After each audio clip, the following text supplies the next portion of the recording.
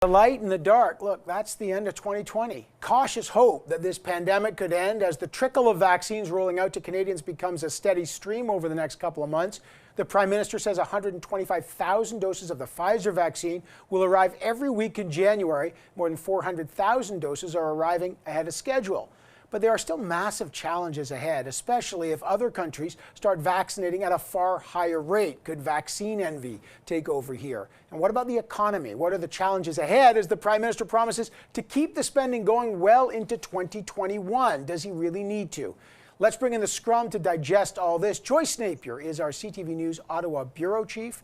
Dr. Abdu Sharkawi is the CTV News Infectious Disease Specialist. And Tom Mulcair, the former NDP leader and CTV News political commentator. Great to see you all as we come to the end of this horrible year. Tom, let me just start with you. As you saw the interview we did with the Prime Minister, he admitted, Canada was slow on PPE. He was unrepentant on other measures like not closing the borders earlier. Fast forward to now, how will he be judged in terms of his pandemic response? What are the challenges? I believe Mr. Trudeau is going to get high marks, especially for his reaction, which was rapid. He overruled the bureaucracy that would do its normal thing, which is to put in place programs that are very tightly regimented. You have to make sure you meet so many criteria. He looked at the first week and said, this is not going to work. And he simply started rolling out the money, knowing there would be a certain amount of cheating around the edges by some people, but that most Canadians, as we know, have barely 1 or 2 weeks' salary in the bank. We are very indebted as a society. The average family didn't have money. He rolled out the money.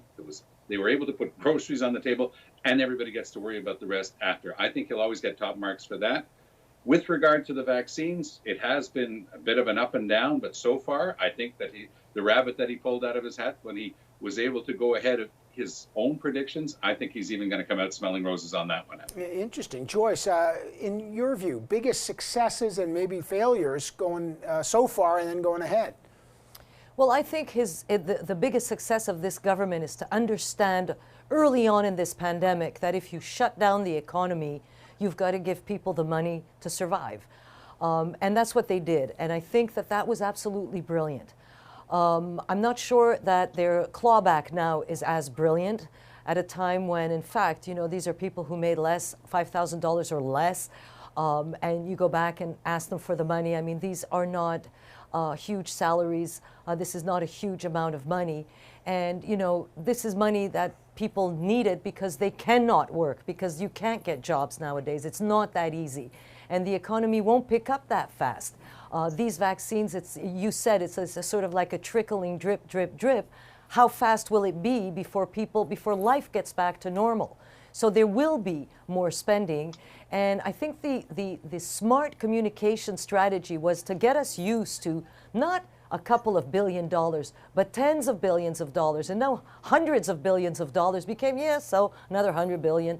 So that, in a way, I think, and we'll only know when we get out of the tunnel whether that was actually the right antidote, but I sense that maybe it was.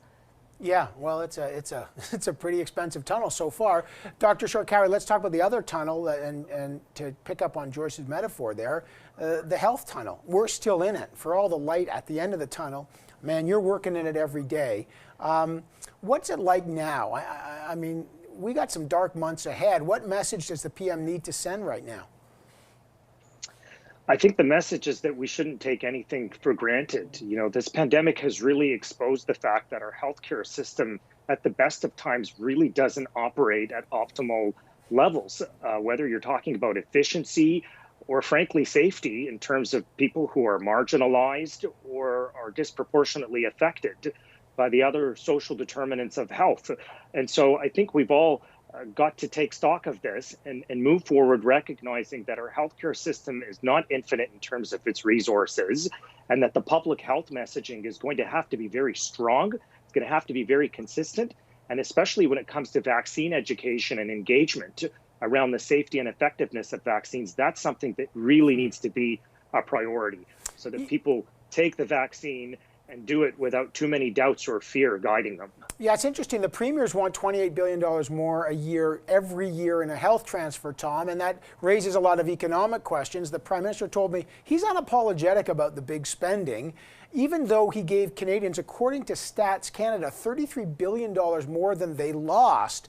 What are his challenges then in terms of this promise to spend another $100 billion over the next 3 years on more stimulus in the great recovery to come? What has he got to watch for there?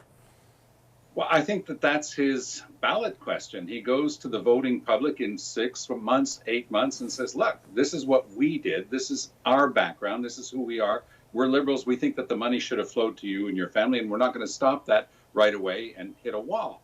And he'll say that the Conservatives are all about austerity. That'll be his game plan. So I think that that might work out in Mr. Trudeau's favor, unless there's something in the budget numbers that becomes so catastrophic, it seems that we won't be able to ever dig ourselves out of this hole. But so far, our overspending compared to normal years is on a par with what's happening in other G7 countries. So we're not out there alone. Everybody's going to have to go through this. The word reset has all of a sudden been popular, and we're simply talking about that. We know that these economies are going to come back stronger than ever. Mr. Trudeau has a green plan. His climate plan, frankly, if he ever does it, it is actually very inspiring. And we'll see. I think he's just laying down the track, Seven, for the next election campaign.